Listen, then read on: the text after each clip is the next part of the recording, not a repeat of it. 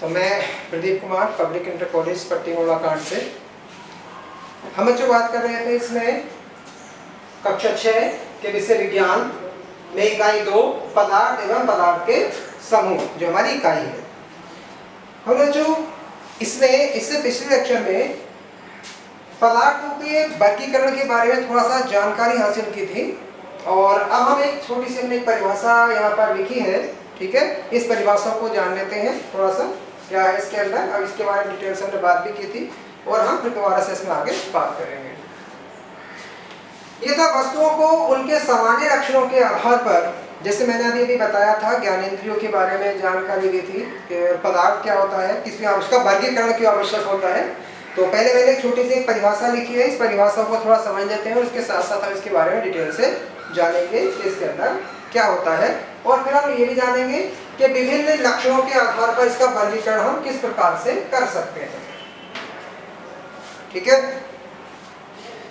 तो हम परिभाषा कर लेते हैं इसकी कि वस्तुओं को उनके सामान्य लक्षणों के आधार पर अलग अलग समूह में व्यवस्थित करने की क्रिया वर्गीकरण कहलाती है। तो ये ध्यान रखना, हमने वस्तुएं ली हैं, मैंने अभी बताया भी था पदार्थ के बारे में और इसमें पहले लेक्चर में बताया था कि पदार्थ क्या होता है और इसका वर्गीकरण क्यों आवश्यक होता है।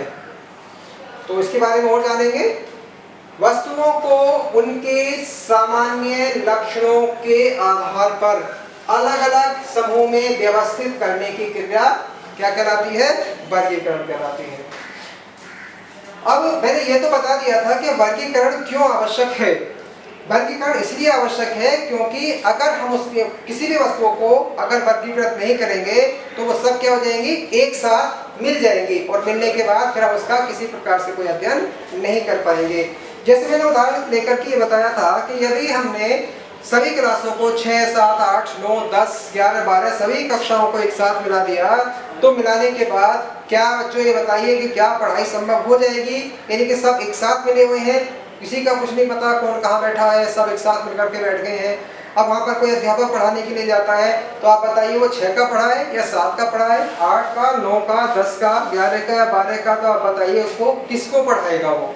ठीक है, तो जब सब एक साथ मिक्स हो जाता है तो वहाँ पर उसके बारे में जानकारी हासिल करना या उसके बारे में बता पाना मुश्किल होता है। इसलिए पदार्थों को क्या किया जाता है? वर्गीकृत किया जाता है, यानी कि उनके सामान्य लक्षणों के आधार पर अलग अलग उनको व्यवस्थित किया जाता है और उनके सामान्य लक्षणों के आधार पर जो पदार्थ होते हैं उनको अलग अलग व्यवस्थित करने की जो क्रिया है वह क्या कहलाती है? वर्गीकरण कहलाती है। तो इस प्रकार से हमने क्या कर लिया, इसको वर्गीकृत कर दिया। अब हम इसमें जानेंगे आगे कि विभिन्न लक्षणों के आधार पर वर्गीकरण, यानी कि जो विभिन्न लक्षण है हमने ये कहा वस्तुओं को उनके सामान्य लक्षणों के आधार पर, ठीक है, उनको व्यवस्थित करने की क्रिया वर्गीकरण कहलाती है। तो हमने हेडिंग डाला हुआ है नीचे कि विभिन्न लक्षणों के आधार पर वर्गीकरण, यानी किन किन लक्षणों के आधार पर हम पदार्थों को वर्गीकृत कर सकते हैं।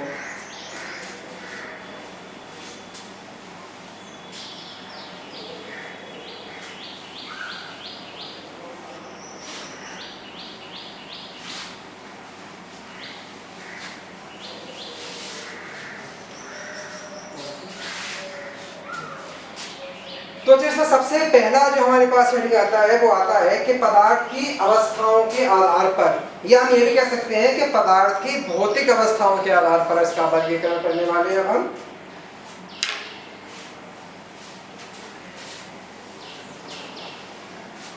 यानी क्या करें, पदार्थ की अवस्थाओं के आधार पर, मतलब यहाँ पर हम ऐसे भी कर सकते हैं, इस हेडिंग को और भी बढ़ा करके लिख सकते हैं भौतिक अवस्थाओं के आधार पर। चाहे आप इसको ऐसे लिख लें, पदार्थ की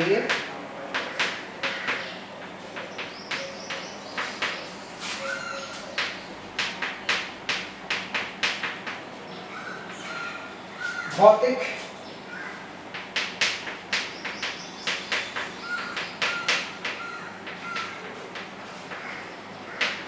अवस्थाओं के आधार पर।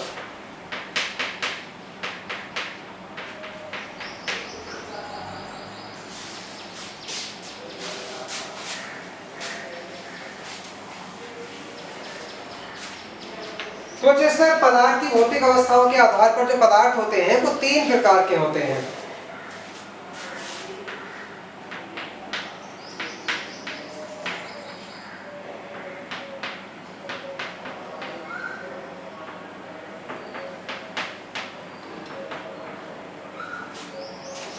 जिसमें सबसे पहला आता है आपका ठोस, दूसरा द्रव और तीसरा गैस।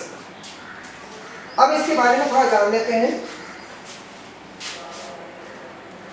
कि सबसे पहले एक बात आती है आपकी ठोस की, कि ठोस क्या होते हैं।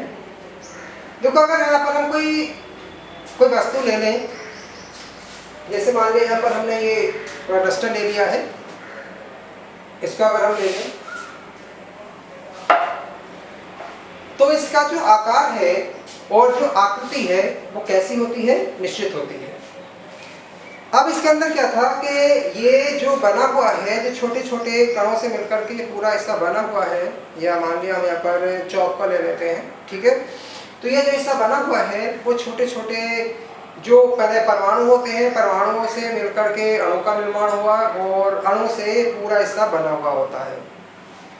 तो जब ये जो कण है, यानी कि जो जिनसे मिलकर के बना हुआ है, जब ये ज़्यादा नज़दीक होते हैं, यानी कि काफ़ी पास होते हैं, इनके बीच में जो खाली स्थान है वो कम होता है, तो वो किसका आकार ग्रहण कर लेता है, ठोस का आकार ग्रहण कर लेता है। अब अगर हम ये वाली बात देखें, जैसे हमने यहाँ पर ये डस्टर लिया हुआ है और अगर हम इसको किसी चीज़ में रखें,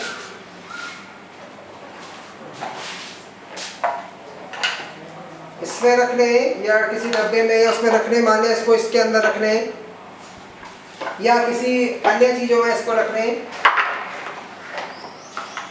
मान लें हमने ये वाला हिस्सा लिया या हमने इसको इसमें ले लिया, तो अगर हम यहाँ पर देखेंगे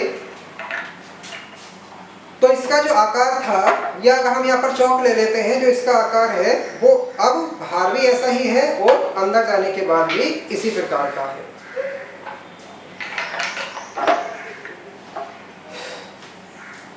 अगर हम इसको दबाएं या इसके आकार को देखें, किसी भी पात्र के अंदर रख दें, तो इसके आकार में या फिर जो इसकी आकृति है वाला, उसमें किसी प्रकार का कोई अंतर नहीं आता है, ना ही इसके किसी आयतन में कोई अंतर आता है। तो वो सभी पदार्थ जिनकी आकृति और जो आयतन होता है वो समान रहता है, वो क्या कहलाते हैं, ठोस कहलाते हैं। अब अगर हम यहाँ पर बात कर लें, दूसरे भाग की बात कर लें, जो यहाँ पर क्या लिखा हुआ है, हमारा द्रव। यदि हम इसको मान लें कोई पानी ले लें और पानी लेने के बाद हम उसको किसी गिलास में डालें, किसी सुराही में डालें, किसी नली में डाल दें, तो उससे क्या होता है कि हाँ, एक बात का ध्यान रखेंगे कि यदि हमने 1 लीटर पानी लिया हुआ है तो वो चाहे पात्र कोई सा भी बदल जाए, पानी 1 लीटर ही रहेगा, यानी पानी का जो आयतन है वो नहीं बदलता है, सिर्फ क्या बदलेगा, उसका आकार बदलता रहेगा, ठीक है। अब ये भी ध्यान रखें कि वो द्रव क्यों है, क्योंकि इसके जो अणु होते हैं वो ठोस के मुकाबले कुछ दूरी पर होते हैं और इनके स्थान के बीच में क्या होता है, एक रिक्त स्थान होता है। तो बीच में रिक्त स्थान होने के कारण, ठीक है, ये क्या होते हैं कि यहाँ पर ठोस के मुकाबले कैसे जाते हैं, वाले द्रव हो जाते हैं।